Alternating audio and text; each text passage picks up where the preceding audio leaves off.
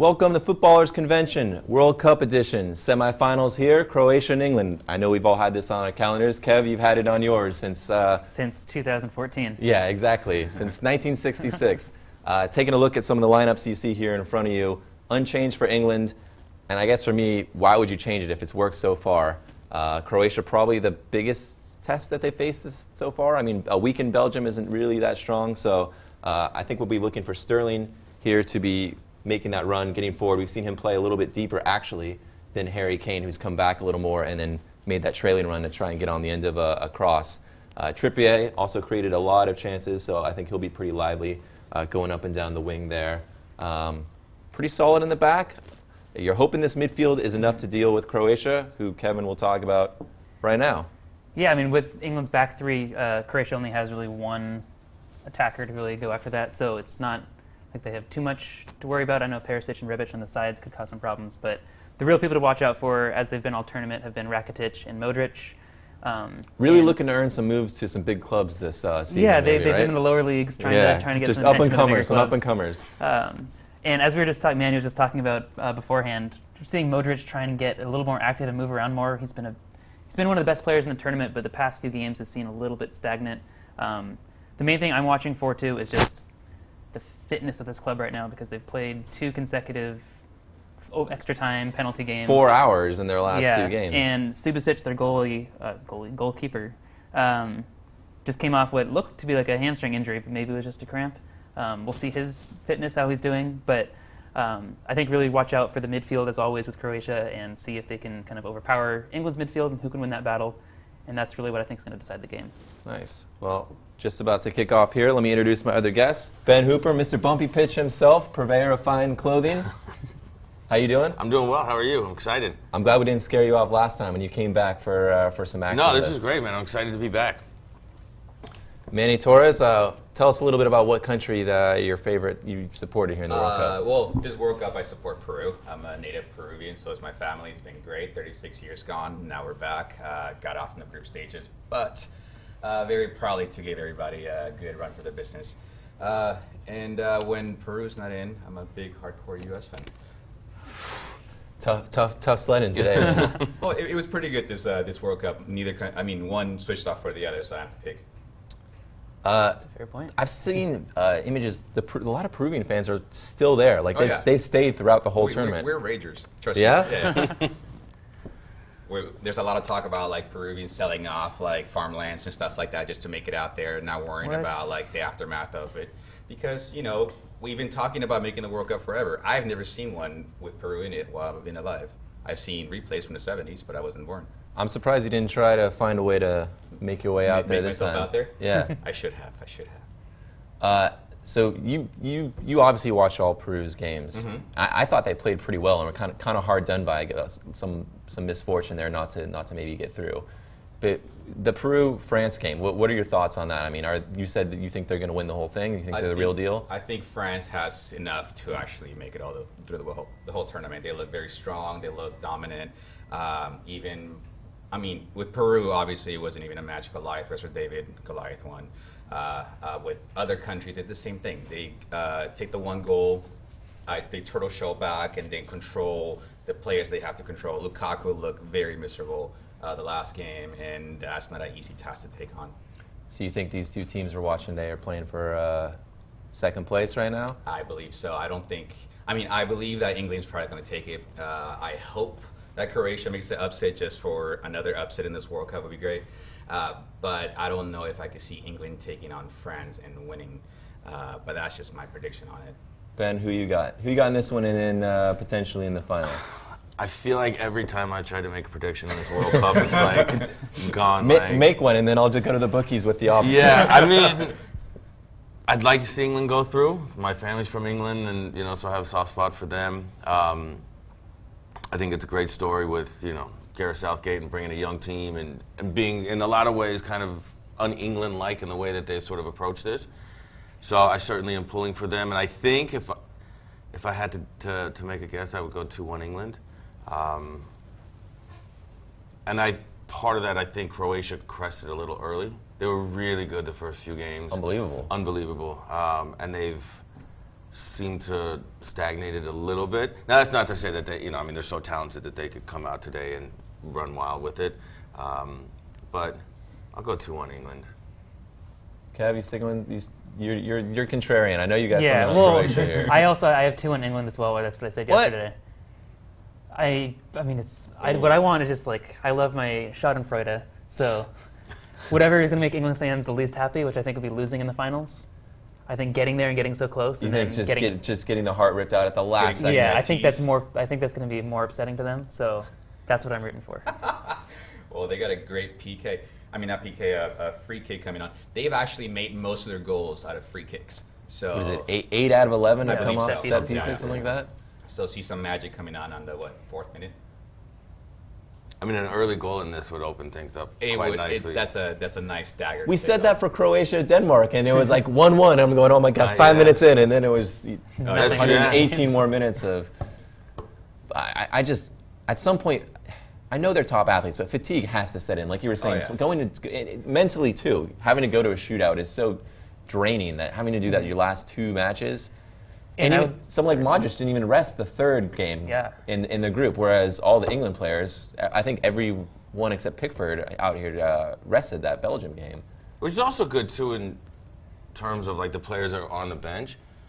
I think it makes the squad a little bit more complete too. If like the guys are getting games, getting minutes, right, and there's some squad rotation. Obviously, you want to stick with the core group, but to get some of these guys some game time, if they do need to come in at some point, and they've had some experience so far, and that's a goal. Oh! Called it. Wow. Wow. So That set pieces, huh? We're just saying. Was it Don't 9 foul out of England in 12 their now? 3rd. 9 out of 12, I think. That was a beautiful goal. Wow. It's like I said, it was a dagger. Now they have to play against the clock. I mean, not against the clock, it's in the 5th minute, but geez, like that hurts. Look at Southgate didn't even celebrate. No, Cool as can be. look at Oh, that. that was And pretty. his positioning to start on that. Not much the goalkeeper could do for that. It's actually almost harder to hit it when the free kick's straight down the middle. Yeah. It's a tough. It's a tough. There's no natural bend. There's no You have to natural do it all bend. Yeah. yourself. That was great. That was an amazing goal. Look, goalkeeper kind of just stares at it for the most part. Yeah, he kind of didn't have Nothing a you chance. could do. I played soccer for a big part of my life. And Yeah? if you hit those 4 corners, you're basically in. What position did you play? Mid, defender. I was tried out at one point as a forward. I didn't like it. You didn't like it? Uh-uh. Too much fun? It's actually too boring for me. Not getting enough of the ball, or waiting. Yeah, you waiting. kind of just sit there. Usually my teams play with the 1 forward up front, so it was me and 3 guys, and it was just not happening. I enjoy more the midfield than anything else. About that action. Yeah, just get in there, get out, defend, forward, pass, kick, anything to do with that. But yeah, I felt like I might as well have been on the bench. Does England need to change anything now, or is it way too early to even? It's too early. You got to sub off Kane, put in a rest, fast defender. rest Kane, yeah. But one thing to note is the English are actually pushing a high pace. I think going back to what you're saying, 120 minutes play by Croatia is going to kick in about 60, 70th minute, I bet. I think they have to. I mean, that's how they played most of this tournament. So why change tactics? Just because you're up 1-0 very early in the game, just keep at it. Put them under pressure. 86 minute, okay, maybe you. Yeah, at some point you can sit back a little bit, but to sit back now, you can't sit back and absorb pressure for this long against a team as good as Croatia. So keep the tactics the same. Play a little bit high, put them under pressure. And I'll tell you what could be interesting for England now. Obviously, Croatia has to push a little bit, and Raheem Sterling on the counter is so quick that could be a really interesting point in this game to watch is does Raheem Sterling get a couple chances? You figure he'll at least get on an island where it's maybe one-on-one and you got half a chance there if he can just beat one defender. They've already tried a couple times here. It seems like they're kind of just taking the ball over the top and having. He'll get his chances. Whether he takes his chances is a different story. What's your guys' take on the Raheem Sterling finisher bad, finisher good? I've heard a lot of different opinions. Is he a good finisher? Where do you guys stand I don't on think that? he's a great finisher. I think he's gotten better. Not that he's shown in this World Cup, but I think he's gotten better last season with Man City. But the thing that is, I think, maybe not talked about enough with him is the chances he creates and the way that he spreads the team. right? Even against Sweden in the last game, he had a lot of chances, didn't create or score, but he stretched the defense. He put them under a lot of pressure. And you would think at some point, they're bound to go in, right? They're bound to go in, or it's going to create a chance for another player. He takes a couple of people with him when he makes these runs, and it creates space. So even if he's not finishing as well as maybe he should, he's causing a lot of problems for defenses. Yeah, for me, our Sterling chance missed is. Oh, I can't even talk. That was. Anytime it's in England's box, I'm just waiting for some big Croatian to just bang it in. A Sterling chance missed is different than like a Giroud chance miss, where Giroud gets served up on a platter, Mbappe with a back heel to put him run on one, whereas Sterling pretty much creates all of his by doing something that anyone else on the pitch probably can't do. It's like running by someone or cutting in or something like that. So I feel like he creates a lot of his own chances, so Sure. it's kind of one of those that's like, all right, you missed it, but wouldn't have happened if it was someone else. So I give him a little bit of a pass. And you're right, he was a terrible finisher at Liverpool, and he got a bit better at Man City. I mean, he scored double a lot of digits. goals, Yeah. yeah. So he's not as bad, but it looks like maybe he's trying a little too hard. He's back in his own head again in this World Cup, like when he's maybe thinking about finishing. I think so. I think when you're expected to score and you go a certain amount of games without scoring, same as Giroud, right? Like the expectation is there that you need to score goals, and the longer that goes on without scoring, you start to force things a little bit more maybe than you should, because you need that goal like to get off and running. Yeah, to get people off your back. And Yes. Did you ever go through that as a striker? I mean, was that something that you constantly had to live with?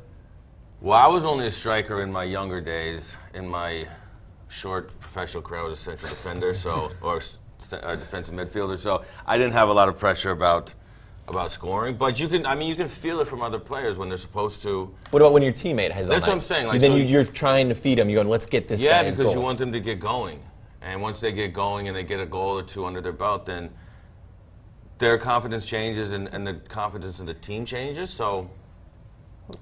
And you can even see that with Harry Kane. He's supposed to score goals. He scored a lot in this tournament, and that creates confidence within the rest of the squad. And if they can get Raheem Sterling a goal in this, I'll tell you, if Raheem Sterling gets a goal in this and they go on to the final, it becomes a different thing. Yeah. If his confidence is there and he's running at that back, because he's not an easy player to defend. No. I'd like to also point out he's only 23. He's got another Yeah. World Cup in Jeez, him is that young easily. still? Yeah. Yeah. That's crazy. Debuted for Liverpool at So. 17, 18. At 23 years old, I was Yeah. nowhere near soccer. A couple questions or comments. Vinnie Jones quote: "If Sterling didn't have pace, he'd be playing for Exeter." You guys buy that? Well, I mean, that means if he wasn't the player he is then. Like, Yeah. his Yeah. game is kinda If, weird. yeah. If it's like Steph saying Curry didn't have a if I was three-point shot, good, he'd I'd be be- playing out there. Sure. It's like saying if Harry Kane doesn't score goals, he'd be playing for, Whoever. Tottenham Doncaster or Yeah. something, right? Like, Accrington Stanley. Yeah. I mean, every player has to use their attributes to the best that they have, so maybe a little bit harsh. Yeah, I think I saw a reply to that the other day. It was like, if Vinnie Jones is better at acting, he'd be like winning Academy Awards or something. Like he wouldn't be on Talk Sport at whatever over. Yeah, I mean, and if Vinnie Jones wasn't like the player that he was, as hard as he was and winning for tackles, where would he have been? Tackles, grabs, little action here. I smell a good opportunity here coming from England out of the corner. They're thinking way What too is that much, which piece? tells me they've done this way too many times. They really look like they spent a lot of time practicing penalties and set pieces. Oh, yeah. Another question: if England wins the World Cup, who in the England team gets knighted? All of them. Every single one. Harry Kane, for sure. Sir Jamie Vardy, can you honestly say that? I think Southgate, and then maybe Kane as the captain. Something interesting, I did hear that vests have been going just crazy sales since the World Cup since Southgate. That's incredible. Not just for hip bartenders anymore, but you too can look like the England manager. It'd be awesome if we had some right now. We're like, well, actually. Tell you what, with the heat we've had here in LA, I was just about ready to go only vest for a minute there. It was pretty rough. It was pretty rough. Shirtless Yeah, just, Cotton vest, no lining. yeah, exactly. Pickford, has he been goalkeeper of the tournament? I know there's been a few good ones. Hugo Lloris been pretty good too. Lloris looked good. Courtois has been Courtois good. been Amazing. great. Schmeichel was good for Denmark. Yeah. Do you tell Peru that? In terms of expectations, though, I think Pickford's he came in with the most exceeded question everything. marks, Yeah, right? so- And the least pedigree. And Because there wasn't really a consensus like starter for them, was no, there? no, he's not the way Courtois walks in. They felt a little more alleviated. But, oh. See, not only are they controlling the game, they're also getting out there and making those possible shots on goal. I could see another one coming before Croatia scores one.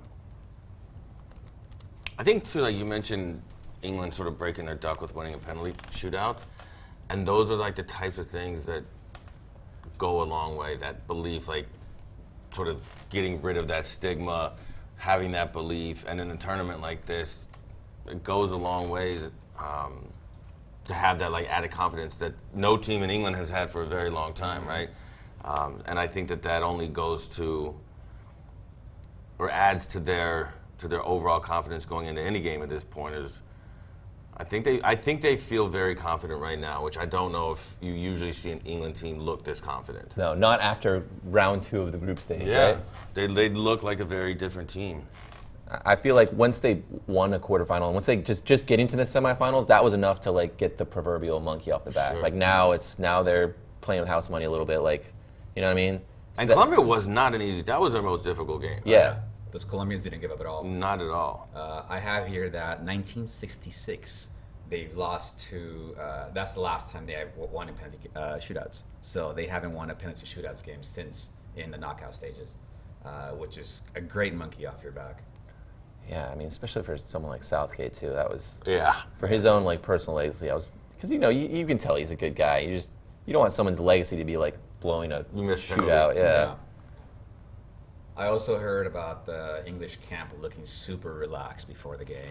They might as well have been on vacation, so that's a good. Yeah, you've seen like the clips of them. It's like they're just like walking around town together. They're going like a Playing like pool. dodgeball. Yeah, like It's got to be an act. Like, there's no way you can be relaxed. no one's that relaxed. They just like have acting coaches like telling us, got to Yeah. make the media think we're in control. Well, at least the fans are happy about it. Yeah. It's actually a good tactic if you think about it.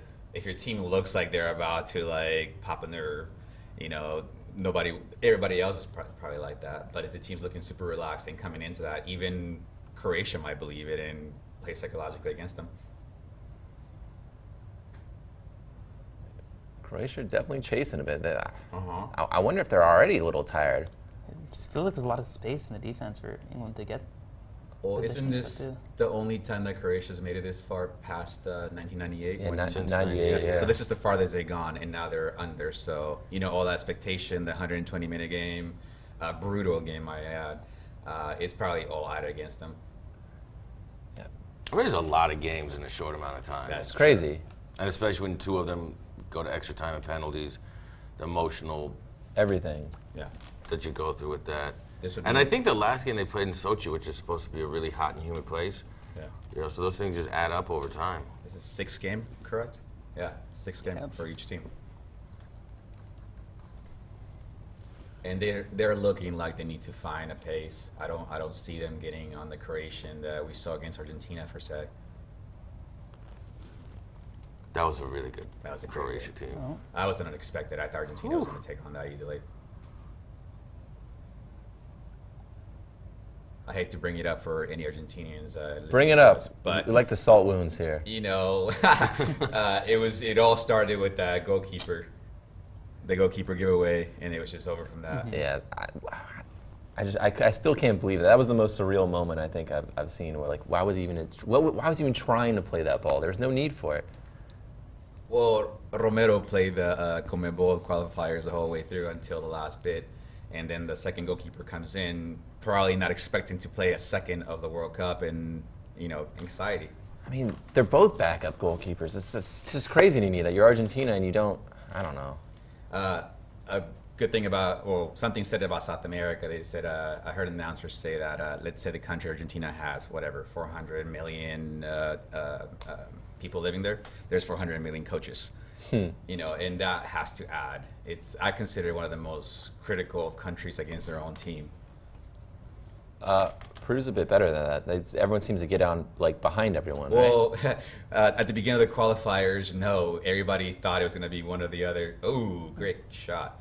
we thought it was going to be the same story again. We started awful, and it was the coach who decided to throw out all our stars, quote unquote. Yeah. And then everybody was like, I can't believe you threw out so-and-so, and I can't believe you threw out so-and-so. And that settled everybody down and humbled a lot. And the coach took advantage of that mindset, and then the score started coming our way. What was the sentiment about Paulo Guerrero? When exactly? I know, a long saga. I mean, when it looked like he wasn't going to play, I mean, did you guys want him to play? Is he like a national treasure? Is he kind of taboo? Is he an embarrassment? What do you guys think? He is a national treasure. Okay. I don't think, I saw this guy play, I think he started in '94, if I'm not mistaken. And the first time I saw him play, I was like, no, it was at '04. I'm not sure. But anyways, I was delighted to see somebody with so much love for scoring a goal, because we were missing that for a few years now. To see him go down with the whole drug allegation, it was a punch to the gut for most Peruvians. I think I cried a little bit that day. And to see him come back, but not with rhythm after 6 months and try to get back into it, played definitely against Peru. If he was 100% against Denmark, Schmeichel, I don't think would have had much of a shot. I still dream about his the heel touch that he did against Schmeichel that just rolled past the goal. Yeah, I remember that. It would have been beautiful, but he got a goal against Australia. He's talking about playing again, but that's No, 38. come on. I don't know. Yeah, I feel the same way. Well, how old was Farfan? He's like 36, He's wasn't 33. he? 33? Yeah. Feels like he's been around forever. Yeah, Farfan is a crazy athlete, still faster than most other players at that age. Ooh. Good block. Croatia's just trying their best right now, trying to get into rhythm, but that English team is I think that this is their plan and they're playing it.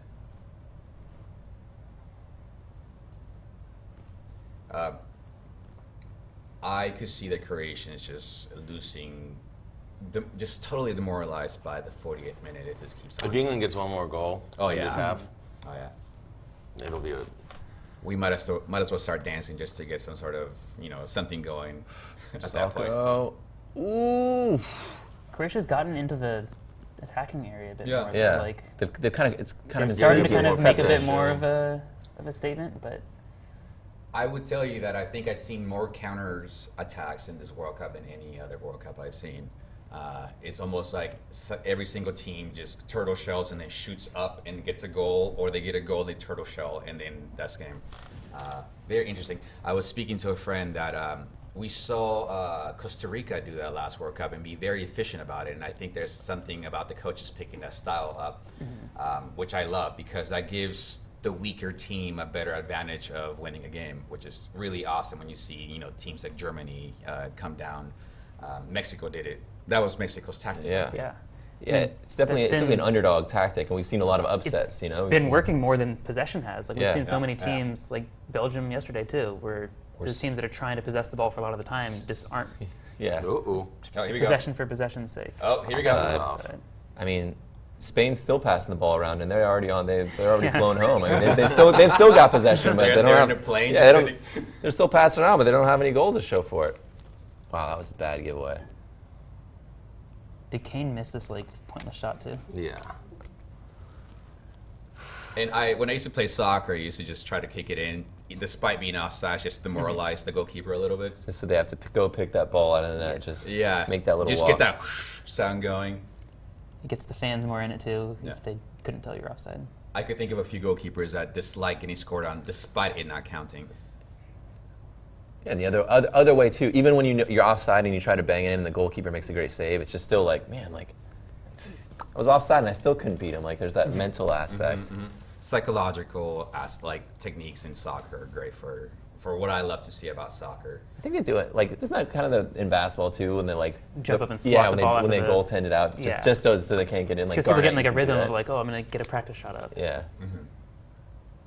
I guess in sports in general, the psychology is Anything you can do, right, to put your opponent off. One of the most interesting games I ever played in my life, I had a guy covering me, smiling and laughing the whole time. It got on my nerves. I had a horrible game after that. It all works.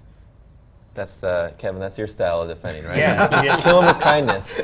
That's what he was saying. He likes to just clap, applaud them, make them feel good about themselves. Sterling, another one. Here we go. Here we go. If it gets past. Oh! He slipped. Oh, that was an interesting pass. the chest pass. What's the best way to stop Modric? Like, how do you defend him? If you're Southgate or any manager, really, what do you Make him get the ball deep. make him get the ball deep? Yeah, like he shouldn't be getting the ball off the central defenders deep. And if you can allow that to happen or make that happen, You're saying turn him into Xabi Alonso rather than let him. yeah, be put right him around. 60, 70 yards from the goal. Don't let him get the ball when he's 35 yards from the goal, and he can dictate things a little bit better. So I think the more England can force him to get the ball off the center backs in their own side of the field, you're doing a good job of neutralizing what he can do. I honestly like the way England started. I would just try to keep now, especially if you have the lead. You keep the ball as much as possible. Just don't let him touch the ball. Like I'm still terrified of what Modric can do 60, 70 yards. I still feel like he'll bend one with the outside of his right that'll he'll catch one of your center backs. I'm terrified of him anywhere on the field. As anybody should be. I mean, he can do things that a few players can do. But I think if you can have the majority of possession for England, that's the best thing. But if you can force him to get the ball as deep as possible, Next best thing. What's the next best thing? Jeez, how did he even get there? He's the only player. We talked about fatigue. He's the only player who doesn't look tired whatsoever. It's insane. The man just never stops running.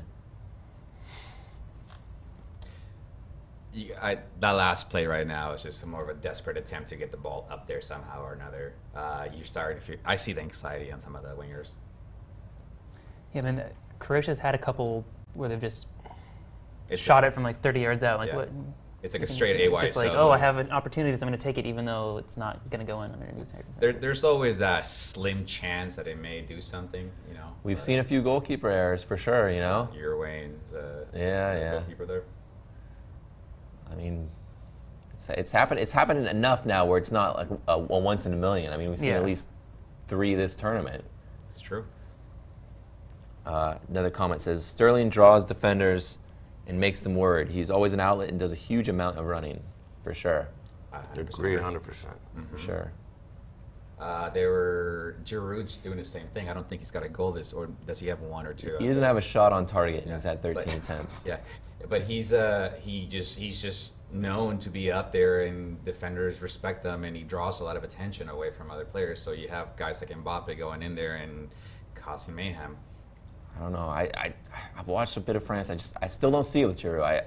I don't know. I feel like he doesn't do enough. I feel like they're winning in spite of him, not because of him.